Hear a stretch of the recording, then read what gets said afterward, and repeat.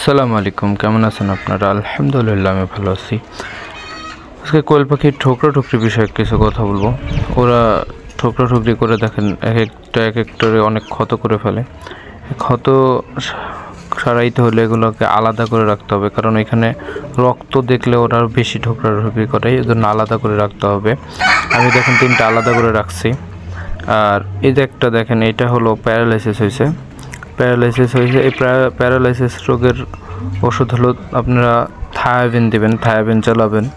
আপনার 2 দিন থেকে 3 দিন থায়াবিন লিটারে 1 গ্রাম করে দিয়ে দিবেন। আর ঠুকরির যে সমস্যাটা ওইটা দূর করতে হলে আপনাদের দিতে হবে জিঙ্ক।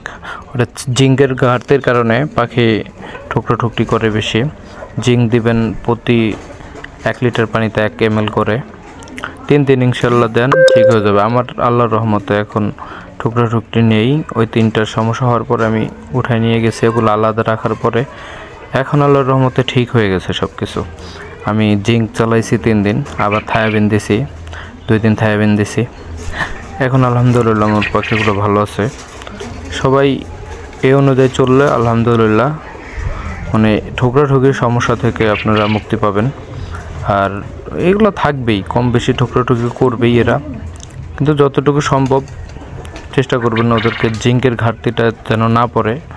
সপ্তাহে একবার জিঙ্ক দিবেন, কিংবা 10 দিনে একবার জিঙ্ক দিবেন। ক্যালসিয়াম দিবেন যেন ভিটামিন মিনারেল এগুলোর অভাব না পড়ে। আবার AD3 দিবেন।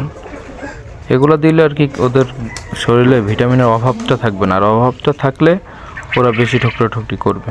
আর এরকম তথ্যমূলক ভিডিও পেতে চ্যানেলটা সাবস্ক্রাইব করে দিবেন। আসসালামু আলাইকুম।